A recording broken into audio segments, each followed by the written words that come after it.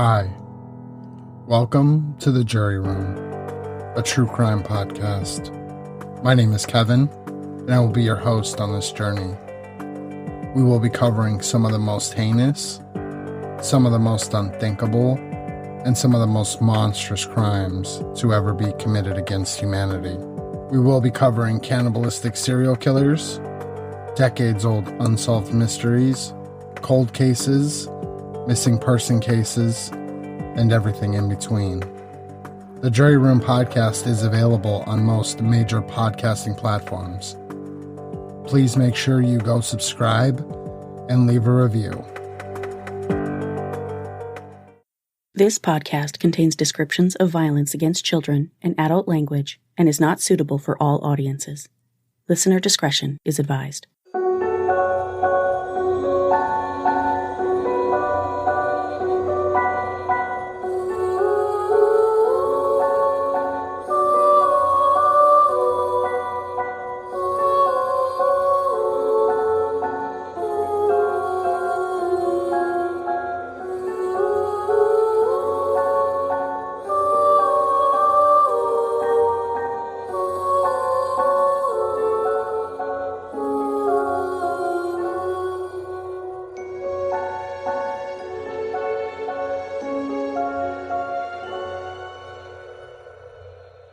Hi, everyone, and welcome to Suffer the Little Children, the true crime podcast giving voices back to the victims of child abuse and shining a harsh spotlight on the parents, guardians, and caretakers who silenced them. I'm your host, Lane, and this is episode 58, Munchausen Syndrome by Proxy, Part 1. Most of us have heard of Munchausen Syndrome by proxy thanks to its prevalence in popular culture, including TV, movies, books, and, of course, news articles. But what is it exactly? Is it a crime, a cry for help, a mental disorder, or something else entirely? For the first time, to raise awareness of this insidious form of child abuse, I will cover Munchausen Syndrome by proxy as a broad topic spanning several episodes instead of concentrating on one case. In part 1 of the series, I'll tell you what studies and experts have to say about this commonly misunderstood condition, and I'll also tell you the first part of the story of 5-year-old Garnett Spears. Garnett's death in January of 2014 was the culmination of 5 brutal years of unnecessary surgical procedures, medications, hospitalizations, induced illnesses, and gratuitous suffering at the hands of his mother, and the egregiousness of Garnett's story has made his one of the most well-known cases of Munchausen syndrome by proxy to date. This is part 1 of the baffling phenomenon of Munchausen syndrome by proxy. My sources for this episode were The Psychiatric Times, Munchausen.com, Medscape, The Healthy, the U.S. National Library of Medicine, the Official Journal of the American Academy of Pediatrics, the Springfield News Leader, Biography.com, People Magazine, the Journal News, Find a Grave, CBS's 48 Hours, Web of Lies on ID, Garnett's Journey blog, Newsweek, USA Today, New York Daily News, Twitter, Chilling Crimes blog, and the detailed, very well-researched book by John Glatt entitled My Sweet Angel, the true story of Lacy Spears, the seemingly perfect mother who murdered her son in cold blood. Before I get into the episode, I want to give a quick shout out to a bunch of new patrons. Huge thank yous to Katie from the UK, Isabel from Fayetteville, Georgia, Desiree M., Kelly from Marengo, Illinois, Jennifer from Cape Charles, Virginia, and Debbie from Asheville, North Carolina. I can't thank you all enough for your support. Every pledge brings me closer to my goal to devote myself full-time to Suffer the Little Children. If you'd like to become a patron, the info is in the show notes for today's episode. Thank you so much to all my supporters. I'm sure most of you are at least somewhat familiar with Munchausen syndrome by proxy, or MSP. Many true crime podcasts have covered the baffling story of Gypsy Rose Blanchard, a young woman who is currently serving a 10-year prison sentence for the murder of her mother in the little pink house in Springfield, Missouri that was built for the pair by Habitat for Humanity. Claudinia D.D. Blanchard benefited financially and otherwise by falsifying her daughter's severe illnesses for most of Gypsy's life. She put Gypsy through multiple unnecessary surgical procedures, forced her to ingest a constant stream of medications she didn't need, lied about Gypsy's age, shaved her head to make people believe Gypsy suffered from leukemia, and even forced her to use a wheelchair when she was perfectly able to walk. Dee Dee's abuse of her daughter began when Gypsy was a baby and continued into her adulthood, only coming to light in 2015 after Gypsy convinced her online boyfriend to stab Dee Dee to death before the two went on the run and were arrested shortly thereafter. Gypsy's boyfriend, Nicholas Godejohn, was sentenced to life in prison. After pleading guilty to second-degree murder, Gypsy was sentenced to 10 years in prison. Now 29 years old, she's planning to write a book about her lifelong battle with medical child abuse with the hope of helping other children, and she's looking forward to being paroled, possibly as early as December of 2023.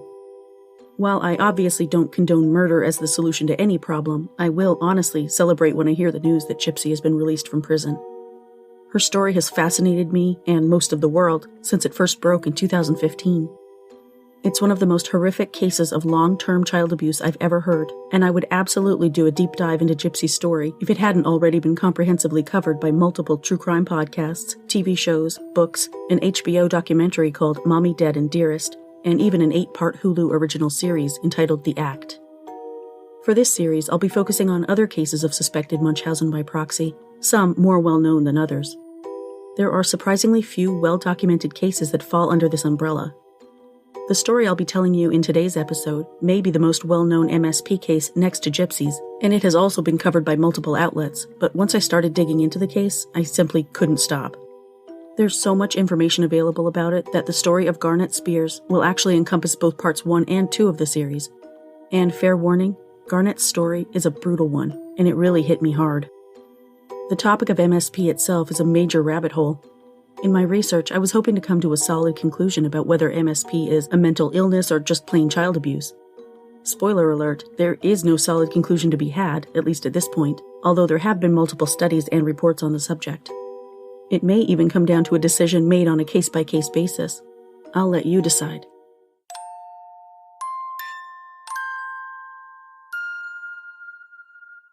Let me preface this by unequivocally stating that I am not a doctor or in any way an expert in this field. All of the details I'm going to provide you about this topic come from other sources, including experts, but any opinions presented are my own. Munchausen syndrome by proxy is not, in fact, a psychiatric diagnosis in and of itself. Also known as medical child abuse, this pattern of behavior actually falls under a psychiatric condition listed in the DSM-5 called factitious disorder imposed on another, or FDIA. A 2014 article in the Psychiatric Times stated, "More than a decade ago, an American Professional Society on the Abuse of Children Task Force recommended professionals separate the concepts of child maltreatment and psychopathology when discussing, evaluating, or treating Munchausen by proxy, MSP. Although not a formal medical or psychiatric diagnosis, MSP refers to abusive illness falsification that is due to factitious disorder imposed on another, FDIA, in the abuser. FDIA is the DSM-5 psychiatric disorder that describes individuals who persistently falsify illness in another even when there is little or nothing tangible for them to gain from the behavior." Because the term Munchausen by proxy is commonly used among the general public, I've chosen to use both medical child abuse and MSP to describe this type of child abuse. The name Munchausen syndrome by proxy was inspired by a fictional German nobleman in a 1785 book titled Baron Munchausen's narrative of his marvelous travels and campaigns in Russia. The character was known for telling impossible tales about his travels and achievements, which included riding on a cannonball, traveling to the moon, and riding a 40-foot crocodile. His propensity for lying and embellishing the truth beyond recognition was the inspiration for the names for 3 factitious disorders: Munchausen syndrome, in which a patient lies about their own medical history and conditions, Munchausen syndrome by proxy, which I'll be discussing today, and the more recently coined Munchausen by internet, in which the patient fakes their own illness to gain sympathy or other benefit from an online audience. There are no reliable statistics available on the prevalence of FDIA, but all sources indicate that in the majority of cases, the adult imposing illness on their child proxy is the mother. Victims are more or less equally divided between girls and boys. It's estimated that approximately 625 cases of poisoning and suffocation caused by FDIA occur in the United States each year, although most are never attributed as such. Most sources report a mortality rate for victims of MSP between 9 to 10%, making it one of the most lethal forms of child abuse. Author Andrea Dunlop has personal experience in the world of Munchausen syndrome by proxy, growing up with a family member who would ultimately display this pattern of behavior to the detriment of her own child. Andrea's most recent novel, We Came Here to Forget, tackled the topic of a family torn apart by MSP. When interviewed about the topic by People magazine, Andrea said, "It's incredibly isolating, which makes people think it's incredibly rare. I believe it's underreported. Most perpetrators are never convicted and never end up with their kids taken away." Dr. Mark Feldman is a leading international expert in factitious disorders who has written multiple books and more than 100 peer-reviewed articles in the professional literature on the subject. Dr. Feldman is a clinical professor of psychiatry, an adjunct professor of psychology at the University of Alabama in Tuscaloosa, and a distinguished fellow of the American Psychiatric Association, and his work has been the subject of stories and articles in over 200 magazines and newspapers. He's also appeared on countless TV and radio programs over the years to discuss these disorders in general or certain cases in particular, including gypsies and Garnetts. During my research, his name came up absolutely everywhere I looked, and I'm so impressed with his work and his credentials that I'll include a link in the show notes to his bio on the Munchausen.com website. Dr. Feldman told People magazine, "Most cases are never recognized. Instead, the child undergoes years of suffering without any doctor, relative, or friend ever realizing that the mother herself is the reason the child is so sick. It is not nearly as rare as many people think." In cases of Munchausen syndrome by proxy, or MSP, a caregiver falsifies a child's symptoms whether or not the illness is legitimate. The induction of the illness is not necessary for the behavior to be classified as Munchausen by proxy, although induction can be part of it. In other words, a child victim of this type of abuse may or may not have an underlying medical diagnosis. By far, most of the victims of MSP are young children, and the caregiver's abusive behavior often manifests when the child is pre-verbal. Even in children old enough to speak, most usually don't tell for a variety of reasons. For one thing, most of these children believe what the abuser has told them about their condition, so they have no reason to speak out. Even if they know they're not as sick as their caregiver makes it appear, or that their caregiver is causing their illness, most child victims won't say anything out of fear or loyalty to their abuser, and some even play along with the charade for the same reasons.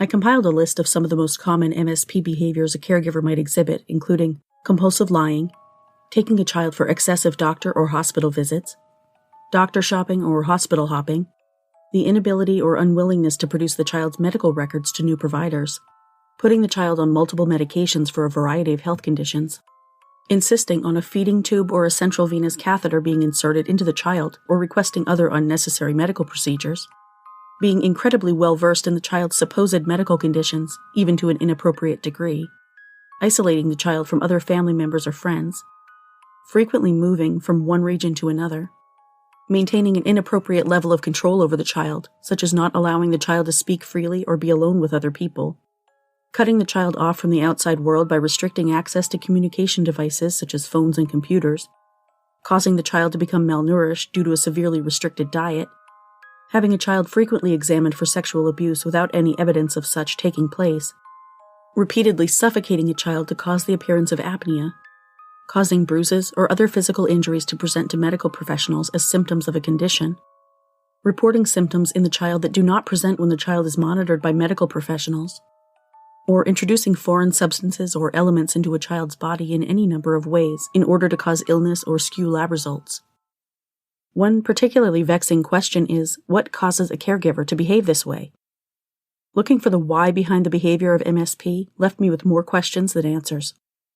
No two perpetrators are the same, and clinicians don't know what actually causes Munchausen syndrome by proxy to manifest in a caregiver, although the comorbidity of other psychiatric disorders with FDIA can't be ignored.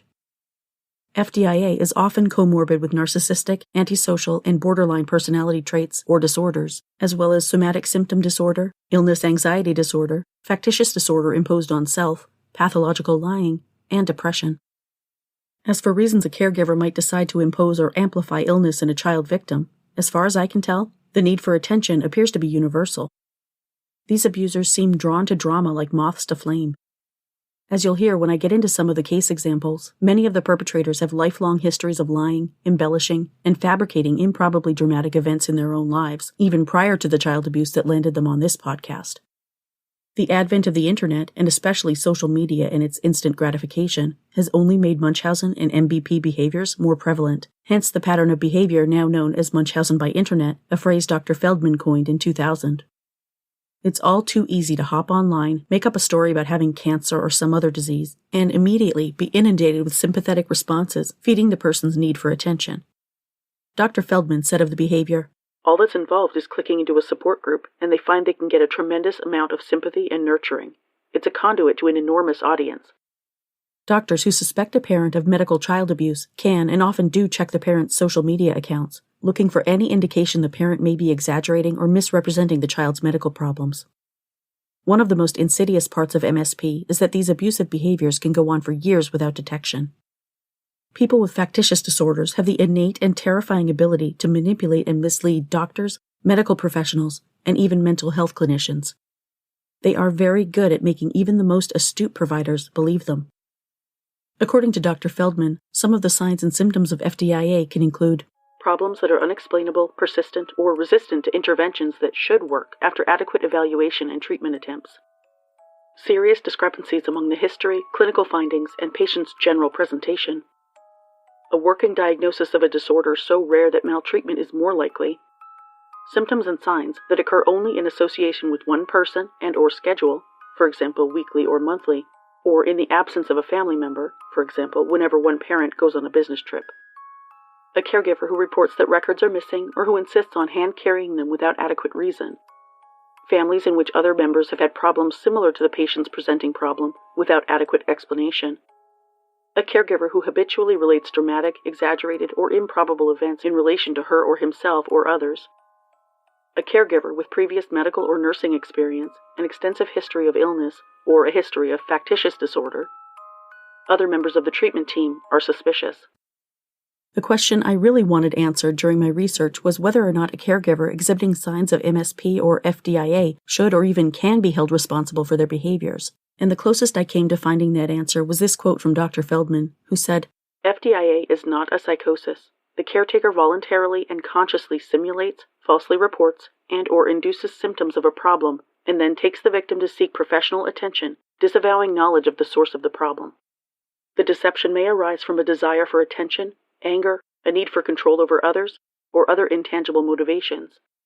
Note that if the primary motivation appears to be material gain, for example, receipt of money for a disabled person, the principal diagnosis is malingering. However, in many cases of FDIA, there is a tangible gain that appears to be secondary to the non-tangible gain.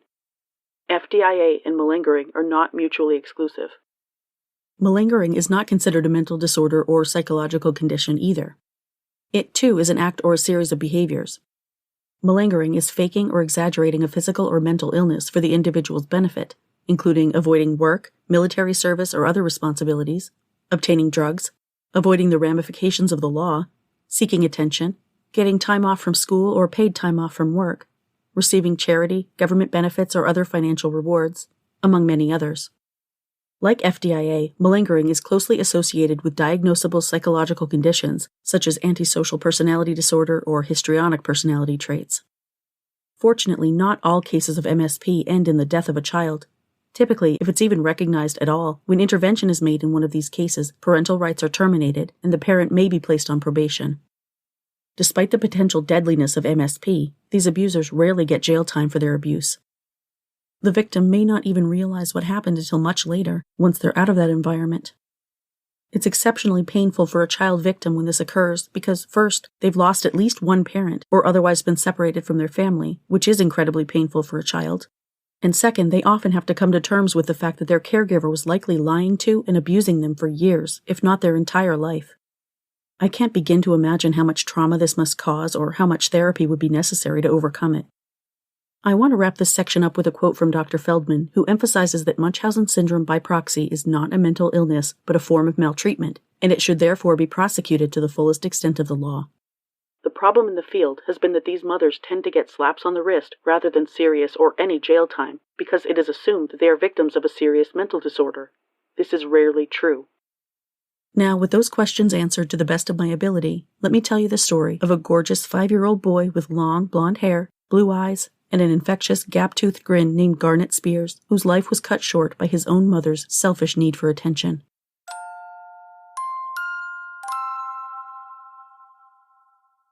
Lacy Elizabeth Spears was born on October 16, 1987, the youngest of 3 children born to Terry and Tina Spears. Lacy was raised in Decatur, Alabama, where she graduated from Decatur High School in 2006. According to multiple friends and family members, even from a young age, Lacy was known to tell tall tales and reveled in drama, attention, and sympathy. Throughout her childhood and teenage years, she faked illnesses, injuries, sexual assaults, molestation, eating disorders, and even pregnancies, once going so far as to have a friend schedule an appointment for an abortion after claiming she became pregnant by a family member who molested her. It should come as no surprise that when the friend arrived to pick Lacy up for the appointment, she breezily claimed it was no longer necessary, as she had just had a convenient miscarriage. Lacy's exorbitant lies nearly led to a makeshift intervention by friends who planned the confrontation with the help of their church youth pastor, who called off the intervention after a conversation with Lacy's mother. By all accounts, Lacy always wanted to be a mother and adored children. As a little girl, she was obsessed with her collection of American Girl dolls and fussed over them like they were her own children. By the time Lacy graduated from high school in 2006, she had never dated much, spending her high school years working hard for the best possible grades while seeking the approval and adoration of her teachers. She began working in childcare, where some parents later said she was very clingy, spent too much time with their children, and became so involved in their families that it made them uncomfortable. 3 women later came forward to report that Lacy had unfettered access to their children, who subsequently developed health issues, including severe recurrent ear infections. After Lacy's care of these children was suspended, in each case, their medical issues disappeared. One of these children was baby John, who Lacy babysat free of charge for his mother, Autumn Hunt, a former co-worker at Jack's Burger Place in Decatur. At the time, Lacy worked at the daycare center John attended, and she would sometimes take him home with her after work, often watching him on weekends and overnights. Lacy was obsessed with the baby, so much so that she took over 300 photos of him and posted them on her MySpace profile. Almost every single photo had a caption, and some of them were downright creepy, labeling one photo of John, "My world, my everything," another, "Hey there, Mommy Lacy," and yet another, "He completes me." One photo of Lacy kissing John on the lips was captioned, "A mother's love is unexplainable." That's correct. Lacy allowed her online friends to believe that John was her own child. In a comment under one photo of the adorable little boy with distinctive curly blonde hair, a friend wrote, "He's so cute. Is he yours?" Lacy replied, "Yes, he is. That's the love of my life. He was born February 14th. This led to a confrontation with the baby's mother, Autumn, who told Lacy she had gone too far and backed out of the free babysitting deal, leaving 20-year-old Lacy in tears. Before she pulled that stunt with John, Lacy, fresh out of high school, babysat another little boy named Cameron, making herself indispensable to Cameron's mother, Christy Burnham. She drove Christy and her 10-month-old son around, even obtaining baby items for her own home, including diapers, a car seat, clothing, and even a crib. Christy later said, "I think she wanted a baby, and I think she was desperate. I know my kid's adorable, but I don't think it was personally Cameron or later John. I think it was anybody that needed help she would offer. It would seem innocent and loving, as she'd offer her hand, trying to be like your friend. But then in the end, I don't know. Something's wrong with her. She was like jealous."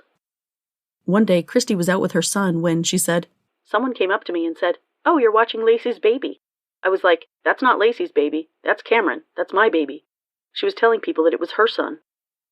Cameron was one child in Lacy's care who developed recurring ear infections. Lacy's obsession with Cameron came to an abrupt end after one weekend when Christy was unable to track down Lacy and the baby until the following Monday. When Lacy finally returned Cameron to his mother, Christy told Lacy she would never watch her son again. Lacy broke down in tears. When she was about 20, Lacy began sleeping with a young man named Chris Hill, a garage door installer who lived in the apartment downstairs from the 2-bedroom unit she shared with her sister, Rebecca, in the Cedar Key Apartments in Decatur.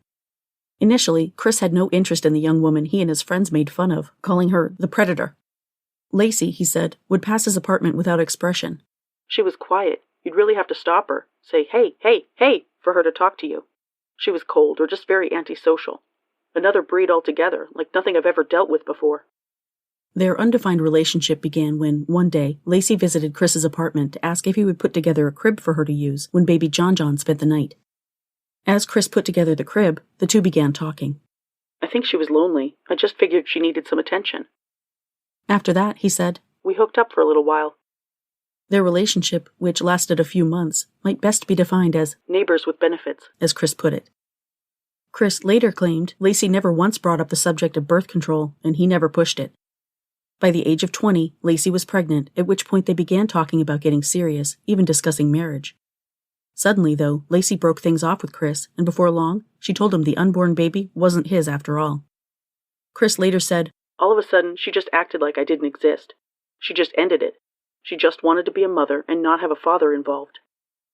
Garnett Paul Thompson Spears was born in Huntsville Hospital on December 3, 2008, weighing 6 pounds, 14 ounces. In his birth announcement in the Decatur Daily newspaper, no father was mentioned. Even though Lacy and Garnett lived just upstairs, Chris never met his son. We had already split up, and she was saying he wasn't mine and to leave her alone. I only saw her and him when she would get out of her car to walk upstairs. I would hear her car door shut and hear him cry. Then I would look out of my window to try and get a look at him.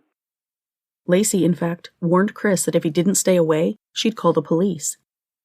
It was only later, after she and Garnett had moved from Alabama to Florida, that Lacy started telling anyone who would listen that Garnett's father was a man she called Daddy Blake, who she described as a hero police officer who was supposedly born on July 1, 1986, and died in a car accident in late 2011. On a blog she created titled Garnett's Journey, which still exists but consists of only 2 posts, Lacy wrote on September 18, 2012, "We have together survived nearly 365 days, a complete year without Blake, my soulmate and Garnett's daddy. The past year has been the hardest year of my life." From late 2009 through early 2010, while still living in Decatur, Lacy posted constantly on her Twitter account, @Garnett'sMommy, where she constantly and repetitively chronicled her love for her son, who she referred to both as my little prince and by his full hyphenated first name, Garnett Paul. Later, she would also refer to him as Garnett the Great.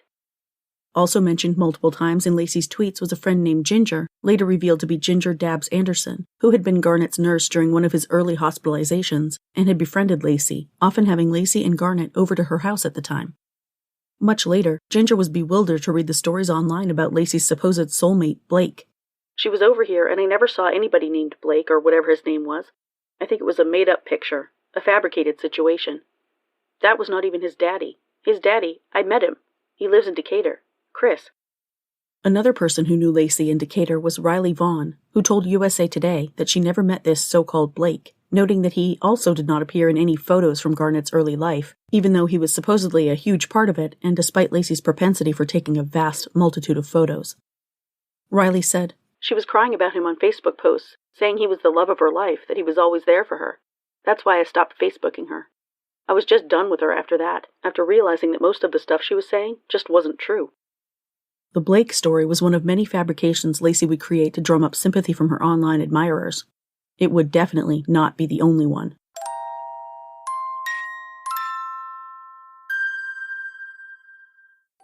Are you searching for a true crime podcast covering lesser-known cases involving military personnel, veterans, family members, and others associated with the military? On the Military True Crime Addict podcast, host David Kokish relates real true crime stories that the news media hasn't reported on, although when you hear these stories, you'll definitely wonder why. David deep dives crimes involving assault, harassment, hate crimes, abuse of power, murder, PTSD, hazing, rape, and other crimes committed by or against members of the military, veterans, and their extended families.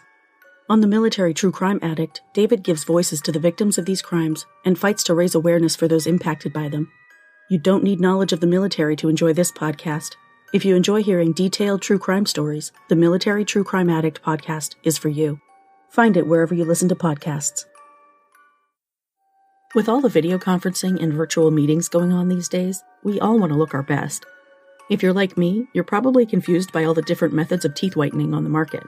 Now that I'm partnering with Smile Brilliant, I've learned a few things that you might find helpful about home teeth whitening methods. For example, LED lights are a novelty item. Whitening strips neglect the gum lines, crevices, and molars. Charcoal is abrasive and wears down your enamel. And whitening toothpaste only works on surface stains. So if none of these miracle products really works, what does? The number one product recommended by dentists is the custom-fitted tray, which usually costs an arm and a leg because they require a dentist to make them by hand using a model of your teeth. With Smile Brilliant's Lab Direct process, you can get custom-fitted teeth whitening trays at a fraction of the price without a single visit to the dentist. Using an exact model of your teeth, Smile Brilliant's lab technicians will handcraft your trays to give you the best possible whitening results. All you have to do is visit smilebrilliant.com, and when you order their system, make sure you use the coupon code CHILDREN at checkout for 30% off. When you receive the package from Smile Brilliant, it's really simple. You just make your dental impressions at home and return them using the prepaid envelope they provide you. In a matter of 1 week, Smile Brilliant will have your trays back in the mail. Using my coupon code, CHILDREN, means you're supporting me while saving a huge amount of money. So check out smilebrilliant.com today.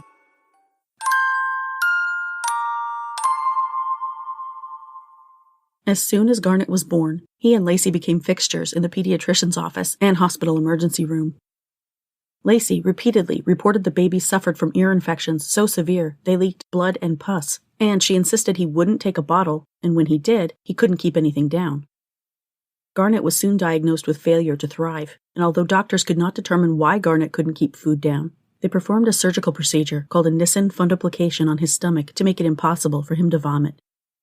The procedure, according to Lacy, did nothing to help Garnett, who she said continued to throw up. At this point, Lacy's flair for drama, need for attention, and propensity for lies converged as she gravitated to social media to attract a sympathetic following to eat up her stories of her helpless baby's many medical afflictions, and, of course, her tireless efforts to care for him like the perfect mother she portrayed herself to be. Lacy's patient, long-suffering maternal facade on social media sites, including MySpace, Twitter, and no fewer than 3 Facebook accounts with different audiences and privacy settings for each, became her identity. She posted constantly, even obsessively, about her son. Her Twitter account proclaimed her to be the 21-year-old single mother to a little prince named Garnett Paul, and she posted such statements as, "My son is my everything, I love him so much," and "At work with my little prince, then headed home to clean and play with Garnett Paul. It's going to be a great day." At the time, Lacy was still working in childcare, where she was permitted to bring her son with her. A report released years later revealed that when Garnett was 5 weeks old, Lacy verbalized that she wanted to harm him and was referred a month later to Medical Social Services for Interpersonal Conflict, Stress, and Dysfunction. During his first year of life, Garnett was admitted to the hospital no fewer than 23 times. No matter how many tests doctors ran, they couldn't determine what was causing Garnett's mysterious health issues. In February of 2009, Garnett was admitted to the hospital with severe dehydration, experiencing seizures. Tests determined that Garnett had a dangerously high level of sodium in his blood. The normal range for a baby is between 130 and 150 millimoles per liter. At the time of this hospitalization, Garnett's level was 166. High levels of sodium can cause seizures or even death. Dr. Robert Pass, who treated Garnett during his stay, was unable to explain why or how the infant's sodium level became as high as it did, despite multiple tests being run, including an MRI, a CAT scan, an EEG, a chest X-ray, and a swallowing study, all of which returned normal results. Garnett was treated with IV fluids to bring his sodium level down gradually, as a rapid decrease could cause brain damage. It was during this time that Ginger Dabbs Anderson met Lacy and Garnett and became sympathetic to their plight. Ginger, as well as other hospital staff, grew concerned about Lacy's claims that Garnett couldn't keep food down because the nurses themselves had no problem whatsoever giving Garnett a bottle. Even so, Lacy managed to convince a surgeon to perform on her infant son a Nissen fundoplication, which is a surgical procedure that makes it impossible for the recipient to vomit. In June of 2009, when Garnett was 6 months old, Lacy brought him to Decatur General Hospital, bleeding from his eyes, nose, mouth, and ears, and suffering seizures so severe he actually coded and had to be revived. Garnett was airlifted to the Children's Hospital of Alabama in Birmingham. This hospitalization led to a call to the Alabama Department of Human Resources, although there was no follow-up by DHR because, according to department spokesman Barry Spear, hospital officials in both Decatur and Birmingham did not report any suspected abuse or neglect. In situations like that, the spokesman explained, DHR would not open a case, but instead would offer support services and would not open a file for the family. By this time, Lacy was trying to convince hospital staff that Garnett needed a feeding tube implanted, but she was rebuffed by doctors who insisted it was not necessary. Not getting what she wanted, Lacy tried another facility where she managed to talk a doctor into implanting a feeding tube, or G-tube, when Garnett was 9 months old. A feeding tube is an opening in the child's abdomen where nutrients are administered in liquid form, either via hanging bag, bottle, or syringe. At that point, Lacy could directly inject any liquid she wanted into Garnett's stomach, and he was physically unable to throw it up. For obvious reasons, feeding tubes tend to be a common theme among many cases of MSP. Dr. Feldman, who I mentioned earlier, told the Journal News, "That's an avenue for medical chaos. A feeding tube is a real red flag." Ginger Dabbs Anderson, the nurse who cared for Garnett in the hospital, was concerned by the number and severity of Garnett's ear infections. "He was getting ear infections a lot. Bad, terrible ear infections. I felt suspicious about that. I didn't understand how he was getting ear infections like that. He even had staph infections in his ear." Ginger ended up befriending Lacy to help her better care for Garnett. She didn't know how to be a mother. That's the only reason I was friends with her, because I thought I could teach her how to mother Garnett, what to do for him, and how to love him and take care of him. Ginger later told police she witnessed an incident in which Lacy lost her temper with Garnett while giving him a bath and forced his head underwater. She held him down in the water because she was flustered with him, upset with him, because he was whining when she was washing his hair. She was pouring water on his head. A baby is going to do that. I jumped on her. I made her stop and got him out. I got him dressed and I took him with me. Considering the incident a brief loss of temper, Ginger did not report it to either DHR or the police. She later said she wished she had done more to help the little boy she affectionately called G, and he called her the same in return. Online, Lacy admitted to a startling act of child abuse, framing herself as a repentant mother who lost her cool.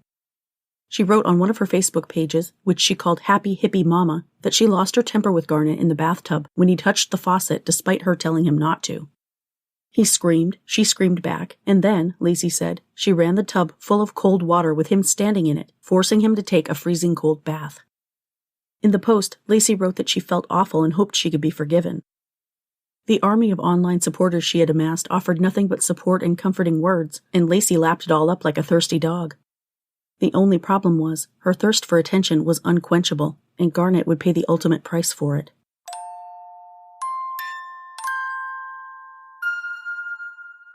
In early 2011, saying she wanted to give Garnett a better life, Lacy made the decision to move from her hometown of Decatur, Alabama, to Clearwater, Florida, where she and Garnett would live with Lacy's grandmother, Peggy Florence, in her modest suburban home. While living in Florida to support herself and Garnett, Lacy babysat, cleaned houses, and received public assistance.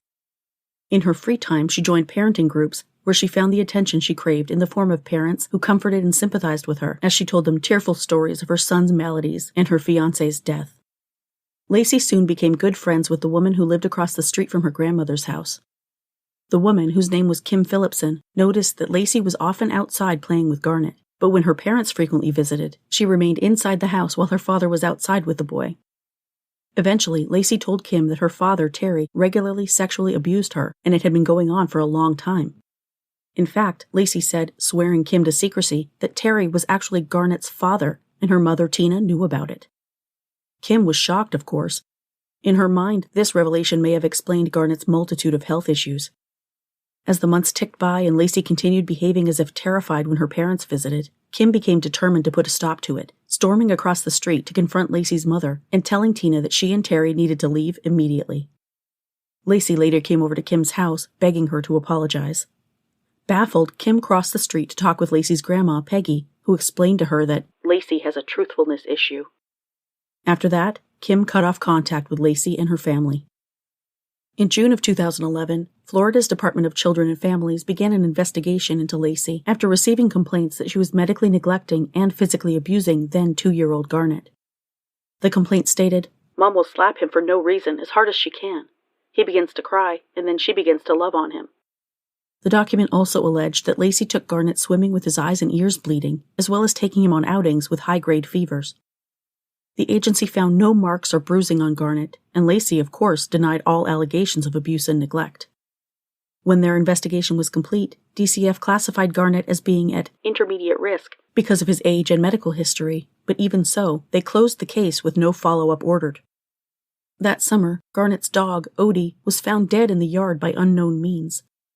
Lacy told some people the dog drowned in the bathtub, while she told others he ate a poisoned frog, which neighbors found curious, as they had kept pets for years in the same area with no such accidents occurring.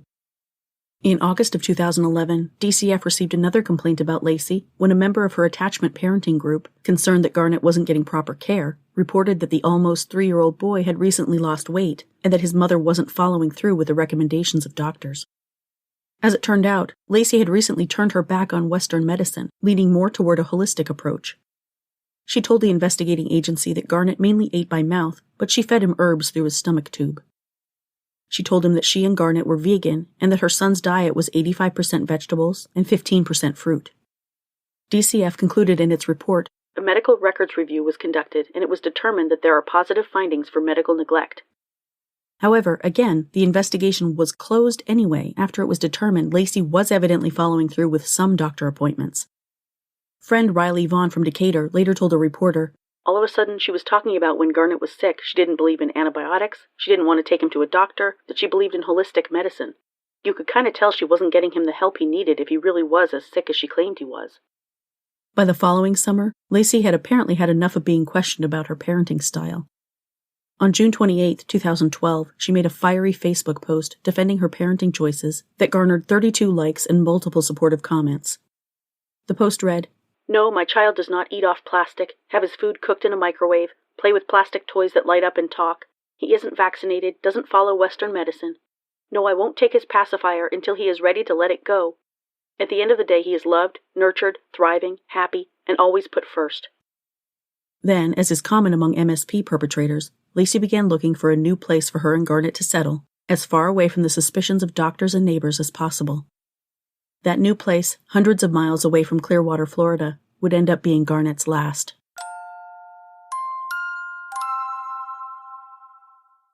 In November of 2012, Lacy and Garnett, by then almost 4 years old, packed up their car and drove north to their new home in Chestnut Ridge, New York, where Lacy knew literally no one. Lacy had applied and been hired for a job caring for elders at the Fellowship Community, an alternative nonprofit residential community whose focus is back-to-earth living and whose residents live off the land and garden organic produce. The organization's website touts it as an intergenerational care community. Within the Fellowship Community, about 70 elderly people, called members, paid for the privilege of living there.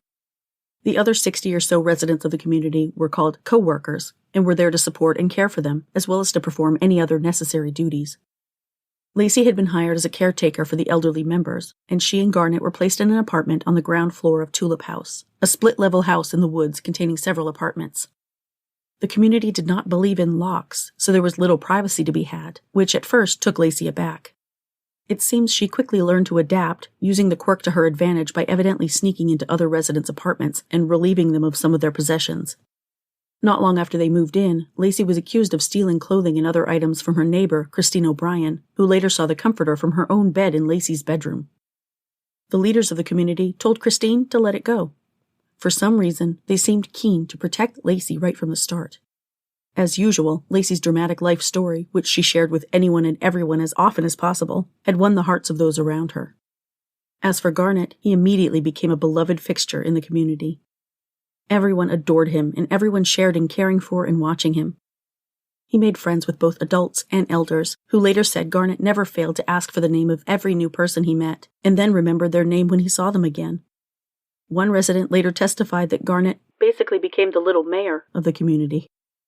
By the time they arrived in New York, Lacy's story about Blake was fully formed, and she would tell her tragic story to absolutely anyone who would listen. Now she said Blake had been her high school sweetheart, although the friends she grew up with in Decatur had never met or seen him, and some of them even knew Chris Hill, Garnett's actual father.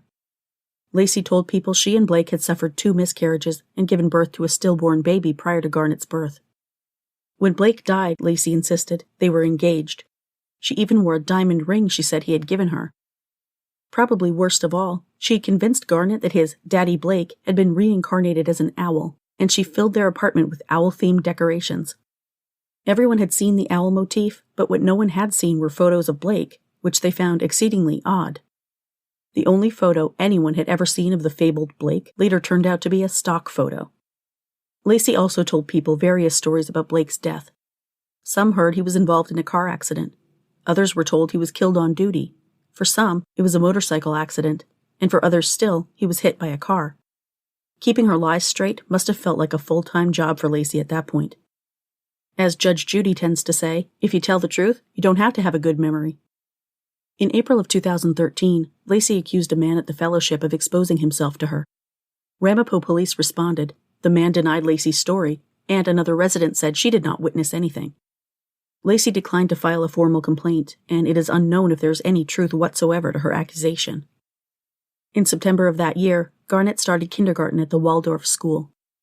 Waldorf education is based on the philosophies of Rudolf Steiner, the founder of anthroposophy, and, according to Wikipedia, strives to develop pupils' intellectual, artistic, and practical skills in an integrated and holistic manner. Lacy would report that Garnett had a hard time with school, didn't want to go, and had trouble separating from her. By all other accounts, however, including his teacher, Carol Grader, Garnett absolutely loved school. He eagerly participated in all of the classroom activities, made friends easily, and was a joy to have in class. The following month, Lacy reported sexual harassment by another man to the executive circle of the fellowship. Unbelievably, the man and his wife were asked to leave without even being given the chance to defend themselves. They ended up moving to Brazil. At the fellowship, community members would have had no idea Garnett was sick if not for Lacy's constant stories about it.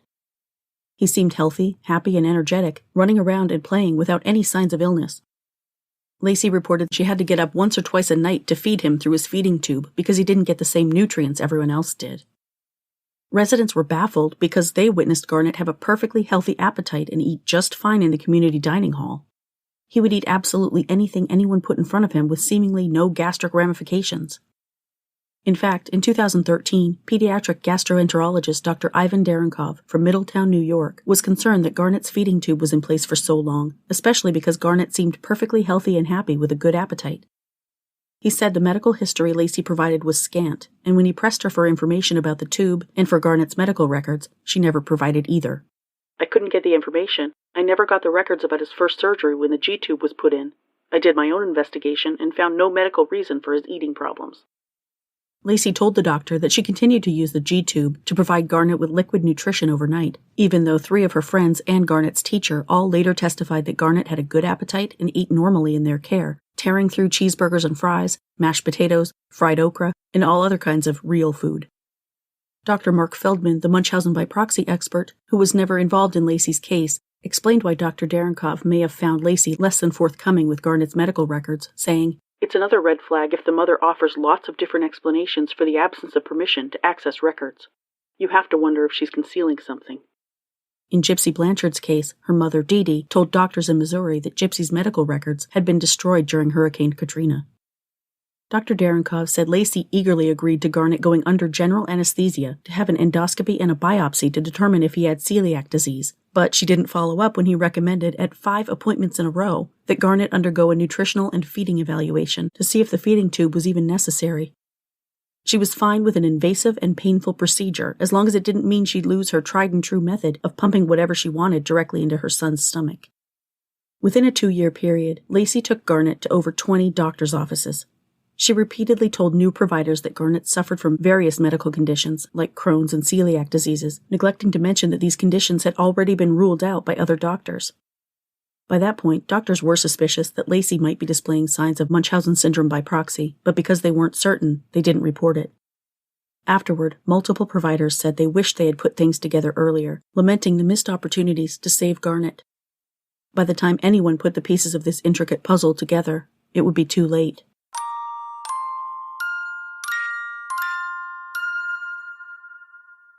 I'll stop here for this week. In part 2 next week, I'll tell you the rest of Garnett's story, including his brutal and untimely death and his mother's prosecution. Take care of yourselves, everyone. That's it for this week. Join me next week for part 2 of the story of Garnett Spears and my series on Munchausen syndrome by proxy. If you like the show, please follow or subscribe to Suffer the Little Children on Apple Podcasts, Google Podcasts, Spotify, Pandora, iHeartRadio, Stitcher, or your favorite podcast listening app. And please leave me a 5-star rating and a positive review on your favorite podcast platform. You can also subscribe on YouTube by searching Suffer the Little Children Podcast. Visit the website at sufferthelittlechildrenpod.com, where you can listen to episodes or become a patron for rewards ranging from a shout-out by name on the show to exclusive gifts. Follow the podcast on Facebook, Instagram, Tumblr, and Pinterest at Suffer the Little Children Pod, and on Twitter and TikTok at STLC Pod. View photos related to today's episode on Facebook and Instagram. For more stories like the one you heard today, visit sufferthelittlechildrenblog.com. This podcast is researched, written, hosted, edited, and produced by Lane. Intro theme music is by Dreamnote Music, and all music for the show is licensed from audiojungle.net. Email tips, comments, questions, or case suggestions to sufferthelittlechildrenpod@gmail.com. For more information about preventing or reporting child abuse, visit childhelp.org or call your area's child abuse hotline. If you see something, say something. Until next week, bye everyone.